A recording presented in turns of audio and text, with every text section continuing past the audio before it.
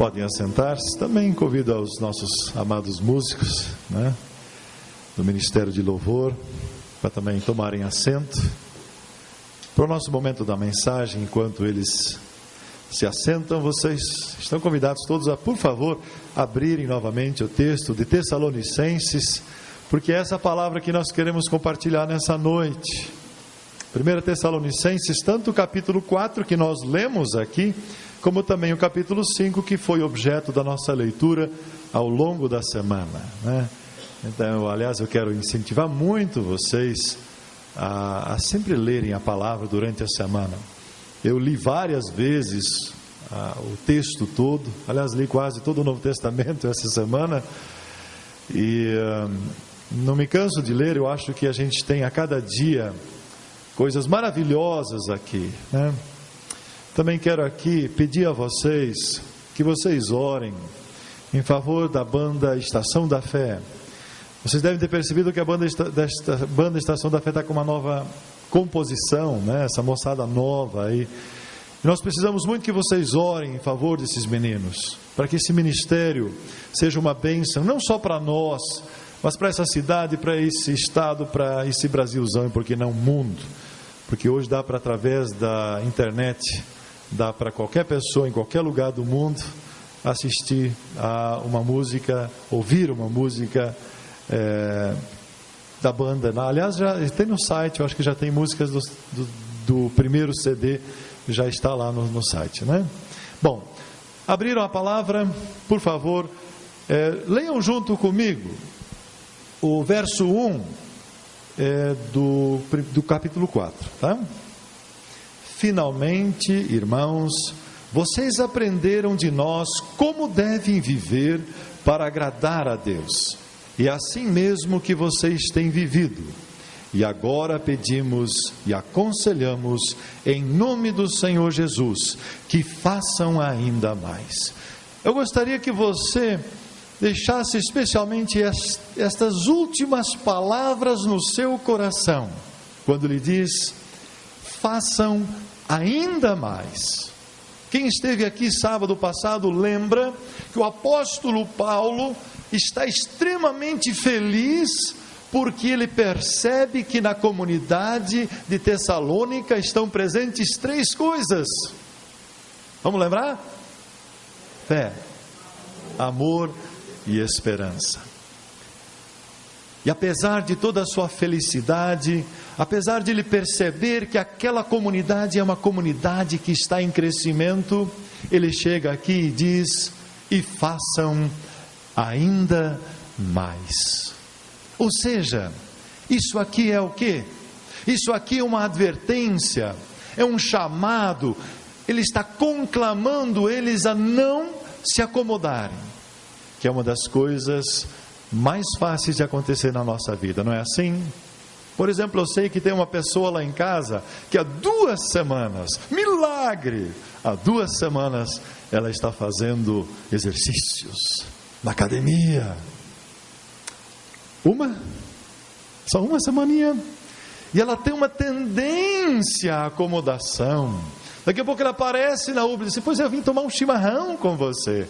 Mas a partir de agora, em nome de Jesus, ela será sempre expulsa. Sai, volta, vá você de volta e vá fazer o seu exercício. Ou seja, eu penso que não só no que se refere ao exercício físico, que a gente tem uma tendência a se acomodar, eu não sei se vocês concordam, né? A gente diz: não, a partir de hoje, segunda-feira, eu vou malhar, né? E dali a pouco a gente para. É a questão do se acomodar, né? Do desistir de fazer. E o apóstolo Paulo então diz: gente, vocês estão bem, vocês estão na fé, vocês estão praticando o amor, vocês estão na esperança, mas eu quero que vocês não se acomodem, eu quero que vocês avancem. E ele pode pedir isso. Ele pode pedir isso. Por quê? Porque se trata, na verdade, de pessoas renascidas em Cristo Jesus. Aliás, o que lhe pede na sequência não é qualquer coisa, não. a gente vai tocar em algumas das coisas que ele pede para eles fazer mais. Mas veja bem, como é que chama aquele famoso corredor que hoje corre abaixo de 10 segundos? Usain Bolt, né? Ora, se você chegar para ele assim, olha, corra 20 segundos, ele vai dizer, pelo menos está de brincadeira comigo, é? Meu negócio é abaixo dos 10. E eu tenho a certeza que ele quer fazer mais. Eu tenho a certeza que ele quer baixar mais ainda o tempo. Porque ele se preparou para isso. Assim também, cada um de nós, na sua profissão, se espera que você saiba fazer mais do que alguém outro que não é daquela profissão. Concorda comigo? Renata, você não é psicóloga? Se espera que você tenha muito mais condições, por exemplo, de aconselhar uma pessoa do que qualquer outra pessoa que não fez esse curso. Espero eu que tenho para mim que, por exemplo, o Caetano e a Natália tenham muito mais a fazer se uma pessoa eventualmente se machuca aí pelas estradas da vida do que nós. Por quê? Por uma razão muito simples. Os dois são bombeiros. Ou seja, espera-se que eles façam mais. E aí o apóstolo Paulo chega para eles e diz, façam mais. Tá bom, mas vocês façam mais, não se acomodem. Essa é a palavra dessa noite. E fazer mais o quê? E aí nós vamos para a palavra. Vamos para a palavra. Verso 3, leiam comigo. O que Deus quer que vocês façam é isto. O que Ele quer de vocês é isto. Que sejam completamente dedicados a Ele. E que fiquem livres da imoralidade. E aí ele continua a trabalhar. A primeira coisa, a primeira palavra é para quem? É para casais. Ele diz para eles, vivam uma vida onde não tenha lugar, não tenha espaço para a imoralidade. E ele fala mais, que entre o casal não deveria haver espaço para paixões sexuais baixas. O que ele está falando aí? Alguém poderia pensar assim, que ele está recomendando que a única possibilidade de posição entre um casal é papai e mamãe. Aliás, a igreja na Idade Média dizia que essa era a única posição, né? Inclusive que o coito, né, por trás, por exemplo, seria uma coisa absolutamente reprovável, porque isso era só dos animais. Eu penso que aqui não está falando de posições, né? Aliás, não tem um livro aí do Kama Sutra, né, etc., que tem umas 300 ou 500 posições sexuais, não tem? Né? Eu sei que você já leu. A gente fica no básicozinho, né? Assim, não consegue chegar para muito além de 4, 5, e olhe lá, né? Mas eu penso que não se trata aqui disso, mas se trata de um respeito, e a gente não pode esquecer que nesse tempo aqui, do apóstolo Paulo, a sociedade na qual eles viviam, não era uma sociedade de jardim de infância, não. A suruba corria solta naquela época, gente. O homossexualismo naquela época estava em alta. Então, relações sexuais, como ele diz aqui, paixões sexuais baixas, provavelmente era algo que também poderia se fazer presente na vida dos casais. E aí ele diz para ele, gente, façam mais, ou seja, não façam isso. Então a sexualidade, a relação sexual, por favor, casais, a relação sexual é uma das maiores bênçãos que Deus deu para você e a sua esposa, seu esposo. Eu sempre digo, tem coisa melhor do que você ter uma relação sexual com sua mulher. e acontecer algo absolutamente maravilhoso, que os dois sentirem orgasmo, aí eu digo, oh, glória Senhor, louvado sejas, isso é maravilhoso, e deixem de ser púdicos no sentido de, você não pode falar na igreja, já estava falando, eu sei que ela pode ficar assim meio acanhada, mas isso, um casal pode e deve viver, deve desfrutar disso de uma maneira bacana, aberta. Isso é uma das maiores bênçãos que você tem, não reprima isso. E eu fico tão triste quando às vezes nas igrejas se começa a falar, agora você vai ter que se consagrar ao Senhor. E a primeira coisa é, a mulher chega em casa e diz, vem, é o seguinte, a partir de hoje, nada para ti. Completamente errado, não é isso que está na Bíblia. O apóstolo Paulo, na sua primeira carta, diz, vocês podem se privar um do outro, ou seja, não terem relações sexuais por algum tempo, para se dedicarem à oração. Fora isso, gente, não, você precisa dar isso para o seu esposo, para a sua esposa. Faz parte, senão um fica tentado e começa a realmente achar que a grama do vizinho é mais verde. Então isso é muito importante. Façam ainda mais, vivam uma vida, vivam a sexualidade dentro do contexto do vosso casamento. Façam ainda mais. A partir do verso 3, aliás, antes ele fala do amor, e fala do amor de uma forma muito prática. Façam ainda mais, verso 11 do capítulo 4, procurem viver em paz, não seja intriguento, procure viver em paz com todas as pessoas, tratem os seus próprios assuntos e vivam do seu próprio trabalho, não sejam preguiçosos. Façam ainda mais. Cristão, seguidor de Jesus, não se deita nas cordas ou se deita nos outros, porque não tem aquelas figuras, tá bom, mas enquanto você medita, alguém tem que trabalhar para você ter comida, não é verdade? Então, é muito prático. Ele está dizendo, amem os outros, vivam em paz, trabalhem, sejam úteis e não parasitas. Verso 13 em diante, ele fala a respeito de algo que deveria estar também no nosso coração. Façam ainda mais. E sabe o que Deus espera a partir de nós? No verso 13 ele diz assim, vocês, quando falecer alguém, vocês podem e devem chorar, sim, lamentem quando alguém morre, mas não sejam como aqueles que não têm esperança.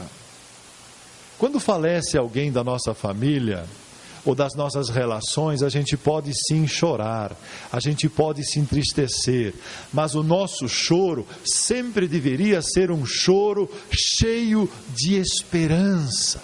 A gente se derrama em lágrimas, mas a gente tem a esperança da ressurreição e da vida eterna. E você e eu precisamos fazer mais. Nós precisamos ir além, porque muitas vezes nós afirmamos de boca ou confessamos no credo apostólico e dizemos, creio na ressurreição da carne e na vida eterna. Mas na hora do vamos ver, nós nos rasgamos mais e nos afligimos mais do que muitas vezes os próprios descrentes. Onde está a nossa esperança de ressurreição e de vida eterna? Ninguém está dizendo que você diz, olha que legal, ele faleceu, está no Senhor. Não é isso. Você pode chorar sim, chore, lamente, mas esse teu choro, esse teu lamento tem que ser eivado, cheio de esperança da ressurreição e da vida eterna, do novo céu, sobre tudo aquilo que a gente já falou semana passada. Não é isso que a gente crê? Aliás, semana passada a Nilce e eu saímos daqui e fomos para um velório. Foi numa igreja da Assembleia de Deus, faleceu o pai de uma irmãzinha, uma colega de Nilce, né? E eu achei muito interessante. Os irmãos estavam lá, era uma conversada assim, engraçado, eles conversam muito, né? Cada comunidade tem um jeito de se relacionar, né? E era uma conversa, mas ao mesmo tempo em que a maioria do pessoal estava conversando, tinha um pessoal lá, a capela, né? Ou seja, sem instrumento nenhum, microfone, 2 com microfones, e um monte de gente lá com cantor, acho que usa o cantor cristão, né? Cantor cristão na mão, e cantando hinos, e hinos que falavam exatamente dessa certeza de que Cristo vai voltar e nós um dia, junto com aqueles que já faleceram, vamos nos reunir com Jesus. Essa é a nossa grande esperança. E assim vai. Aí depois façam mais, no sentido também, diz ele, vocês precisam estar preparados para a volta de Jesus. Essa semana ainda um aluno disse assim, professor, 2000 anos, né? Faz que Jesus subiu aos céus, ressuscitou, subiu aos céus e disse que ele voltaria. Aí eu lembrei a ele e disse, olha, tudo bem, eu concordo com você, mas não esqueça de uma coisa, que para Deus 1000 anos são como um dia, e um dia como 1000 anos. Ou seja, para Deus não há essa noção de tempo como para nós. Deus é eterno. Então para Ele, 2000 anos é um suspiro, é nada, é um segundo para Ele. Então Pedro diz assim, o Senhor ainda não voltou, e sabe por quê? Para que vocês tenham tempo de se arrependerem e crerem e aceitarem a Jesus Cristo como seu Salvador, porque no dia da sua morte, ou no dia da volta de Jesus, acabou. Aí resta apenas o julgamento eterno, condenação ou vida eterna. Por isso ele diz, façam mais, sejam como seres do dia, né? Ele diz assim, no 7, até engraçado isso aqui, no 7 ele diz assim, os que dormem, dormem de noite, e os que bebem, é de noite que ficam bêbados. Hoje não mais, né? Hoje a moçada pode ser às 9 horas da manhã, às vezes já está travadaço nas cachaças. Não dá mais para falar isso aqui não. Mas nós, diz ele, versículo 8, somos do dia. Devemos estar em nosso perfeito juízo. Ou seja, meu irmão, minha irmã, façamos mais. Estejamos sempre prontos para a volta de Jesus. Ou estejamos sempre prontos para o momento da sua partida. E da minha também. Quem é que diz que você vai chegar aos 200 anos? Quem é que diz? Eu não desejo, pelo amor de Deus, aí você já vai pegar aí, vai bater debaixo né? Vai bater debaixo e dizer, mas você pode falecer hoje à noite. E ele diz que não. Então o seu dia do juízo já chegou. Jesus ainda vai voltar, não sei quando, mas o seu dia já chegou. Então diz ele, estejam preparados. E estar preparado significa o quê? Estar na fé, estar praticando o amor, firme na esperança da ressurreição e da vida eterna. E aí vai, ele vai dizendo, puxa vida, façam mais. Quase dá para perder o fôlego. No versículo 12 em diante ele diz, olha, vocês, por favor, respeitem aqueles que trabalham entre vocês, aqueles que guiam vocês, aqueles que ensinam vocês. Isso aí é uma palavra para quem? Para a comunidade de fé. Respeitem aqueles que ensinam. Respeitem a Fátima, respeitem as nossas professoras de escola bíblica, o trabalho que elas fazem. Respeite o pastor que ensina também e que guia vocês. Às vezes eu fico muito triste em algumas comunidades luteranas também, quando as pessoas estão muito mais dispostas a criticar o seu pastor do que propriamente orar por ele. Isso é muito ruim. Isso é muito ruim. Façam mais. Respeitem essas pessoas. E aí vai. Vamos agora ler juntos, não dá tempo de a gente falar, mas vamos lá no 5, verso 14 em diante. O que você e eu podemos fazer mais? 14, vamos ler a partir do 14. Pedimos a vocês, irmãos, que aconselhem com firmeza os preguiçosos, deem coragem aos tímidos, ajudem-os na fé e tenham paciência com todos. Esse negócio de ter paciência é complicado, viu? Ter paciência com todos é complicado. Adiante. tomem cuidado para que ninguém pague mal com mal. Ai, ai, ai, ai, ai, como isso é fácil, né? Pagar mal com mal. Adiante, pelo contrário, procurem em todas as ocasiões fazer o bem uns aos outros e também aos que não são irmãos na fé. Ou seja, o teu bem deve ser feito não só ao teu irmão na fé, mas inclusive aquelas outras pessoas que não compartilham da mesma fé que vocês. Adiante, agora sim eu quero saber se você está praticando isso aí, se você está fazendo mais. Vamos lá. Estejam sempre alegres. E aí? Orem sempre. Sejam agradecidos a Deus em todas as ocasiões. Isto é o que Deus quer de vocês por estarem unidos com Cristo Jesus. Adiante. Não atrapalhem a ação do Espírito Santo. Não desprezem as profecias. Examinem tudo. Fiquem com o que é bom e evitem todo tipo de mal. Aqui, olha, quanta coisa tem aí daquilo que Deus espera que você e eu façamos. Mais. Faça mais. Olha só, por exemplo, essa aqui. Examinem tudo, fiquem com o que é bom.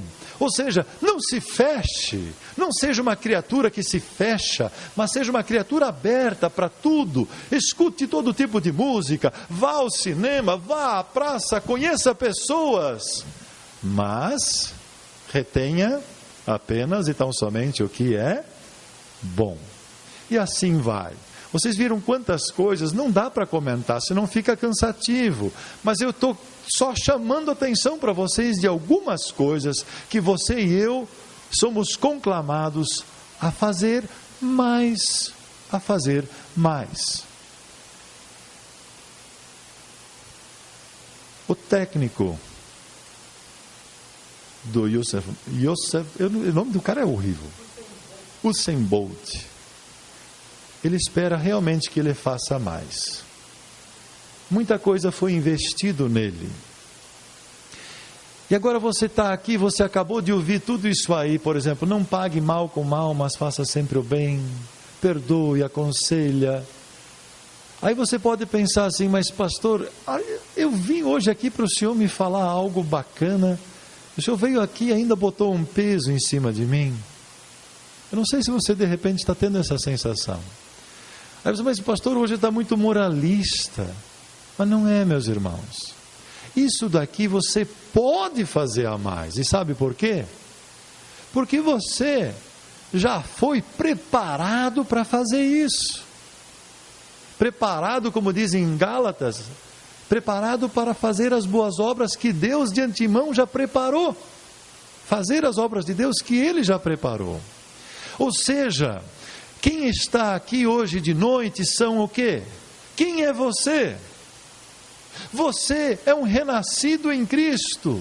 Você tem a nova vida em Cristo. Jesus já te perdoou, você pode perdoar. Deus te ajudou, você pode ajudar. Deus está aí sempre abençoando a sua vida, você pode abençoar. Não é nada demais. Não é nada absolutamente impossível de fazer. Isso aqui que nós lemos é possível. E você será abençoado e será feliz se você fizer isso aqui. Se você colocar isso aqui como propósito, eu sei que é muita coisa, mas rapidão. Ou seja, viva a sexualidade com a sua mulher de uma forma que agrade a Deus. Ame a todas as pessoas vivendo em paz. Abra seu coração e deixe que a esperança da vida eterna nele habita.